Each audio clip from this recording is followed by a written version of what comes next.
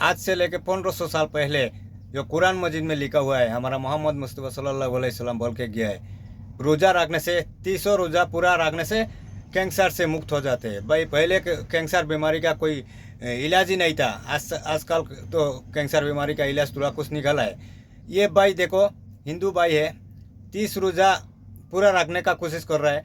आज तीसरा रोज़ा पूरा उसका कंप्लीट हो चुका है और कुरान मजीद में क्या लिखा है नहीं लिखा है उसको सब पता है। भाई तो भाई को हम बोलना चाहते हो, भाई दिल से सैल्यूट है आपको आपने जो सही है वही देख रहा है। अब रोज़ा रखने से क्या होते हैं नहीं होते, और सबको रिक्वेस्ट करके हम बोल रहे हैं हमारा ये वीडियो भाई तो पहुंचा देना है। भाई हम किसी को आज तक तो रिक्वेस्ट करके कुछ नहीं बोला है, ये वीडियो हमारा भाई को पहुंचा देना। ये दिल से सैल्यूट है आपको भाई। अस्सलाम वालेकुम, आपको सलाम। आज माह रमजान का तीसरा रोजा हुआ कंप्लीट और मम्मी कर रही है इफ्तार की तैयारी। मम्मी कैसे जा रहे हैं रोजे? अच्छे जा रहे हैं। आज कौन सा रोजा था? तीसरा। कुरान भाई, ये है कुरान। अब बहुत सारे लोग सोचते होंगे ये कुरान आया कहाँ से, है ना मम्मी? मुस्लिम भाई कितना मानते हैं कुरान को? बहुत ज्यादा मानते हैं। कुरान के लिए तो कुछ भी कर सकते हैं।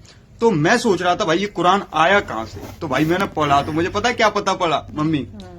कुरान बोलते ना कि अल्लाह के फरिश्तों द्वारा मोहम्मद साहब पे नाजिल हुआ।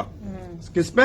मोहम्मद साहब को भी मुस्लिम भाई बहुत मानते हैं, उन पे नाजिल हुआ और उनके ही द्वारा पूरे में फैलाया गया मम्मी, पता है? पूरी कायनात के लिए, पूरी दुनिया के लिए, ताकि लोग अच्छी अच्छी बातें सीख सकें और मतलब बहुत सारे अल्लाह के रास्ते पे आ सकें, समझ रहे, जो भटक जाते हैं।